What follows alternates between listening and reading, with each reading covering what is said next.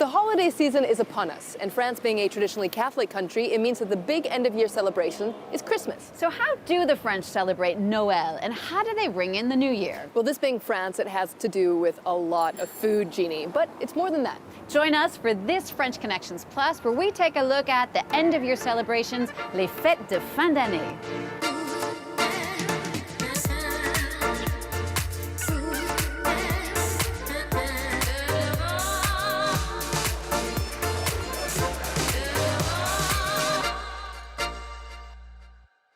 The general idea of Christmas in France is similar to other parts of the world. It's a family celebration, a moment of peace, light, and harmony in the heart of winter. But if you've already celebrated Christmas in the US or the UK, it might seem a bit tamer. People here just don't go as Christmas crazy. When it comes to getting into the Christmas spirit, French people are more subtle, I guess you could say. Our lights and decorations aren't over the top. We don't wear outrageous Christmas sweaters. And we do have Christmas music as well. There's one French Christmas song, Petit Papa Noël. Petit Papa Noël. We have more songs than that, but many have been translated from English, and you don't OD on them. Now, one thing that is particular to France is when you celebrate Christmas. December 25th is a public holiday. People have a family lunch. But the real Christmas action happens on December 24th. In France, it's all about Christmas Eve. People get together with their family around a beautifully decorated table, traditionally for a late meal after midnight mass. Now, there's a name for this meal. It's called le réveillon de Noël. As for the menu, it's very specific.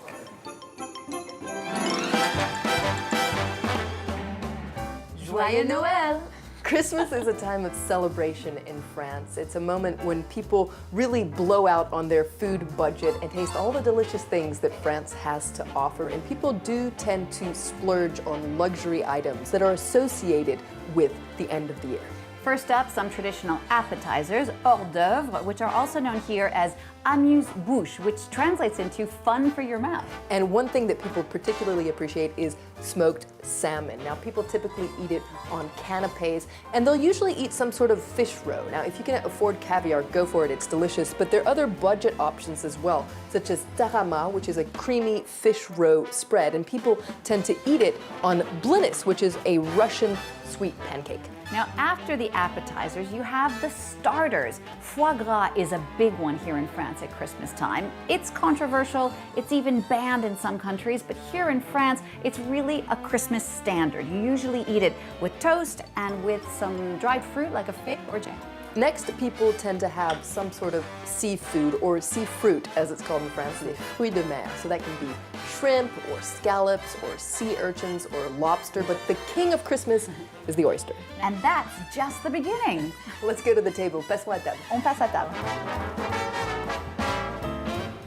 Another Christmas favorite is escargot, or snails. Now, it is a bit of a cliche here in France, but around the holidays, people really do tend to eat them. And people like to eat escargot roasted with garlic and butter. Now, they might look a little disgusting, but they're delicious. You just have to close your eyes and pop them in your mouth.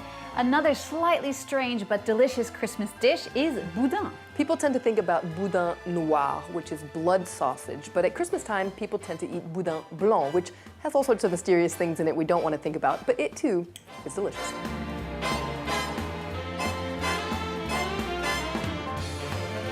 And after all that comes the pièce de résistance, some kind of bird.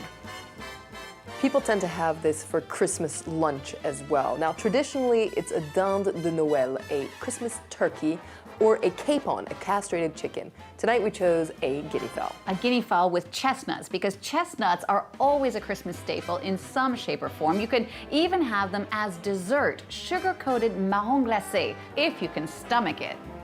Because you still need room for dessert.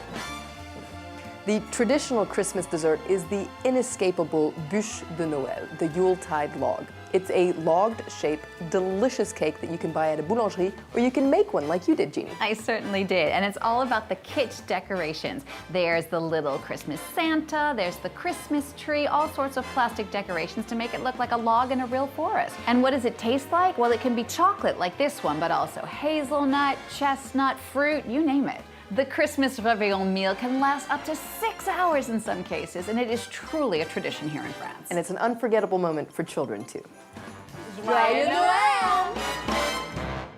In the run-up to the holiday season, Christmas markets pop up all over France, with the most famous ones being in the eastern region of Alsace, near Germany. These Christmas markets are an opportunity to do some Christmas shopping, of course, and also to eat and drink. Mulled wine, oysters, snails. Christmas is all about getting fat in France. But of course, at these Christmas markets, you can also buy things to bring home, chief among them, santons. Now, santons are these tiny terracotta figures of the nativity scene that come from the Provence region in southern France. And they go way beyond the traditional figurines of Mary and Joseph and baby Jesus and the three kings. For instance, there's the Christmas baker. Or my personal favorite, the Christmas pumpkin lady. There are all these figurines that you can jazz up your nativity scene with. As a traditionally Catholic country, nativity scenes are a staple of Christmas time in France. In recent years, there's been a debate over whether to display these nativity scenes, or crèches as they're called in France, in public space, because after all, France is a strictly secular country. And while they do have obvious Christian origins, many people in France see nativity scenes more as a cultural tradition as opposed to a religious thing. France's highest administrative court, the Conseil d'État, weighed in and said that it is lawful to display these nativity scenes in public so long as it's for a festive, artistic, or cultural purpose. One thing that just about everybody can get behind, though, is the gift of giving, but there is a little controversy there as well. That's over just when to open your presents. Christmas Eve or Christmas morning. In France, the debate over when to open gifts has yet to be resolved.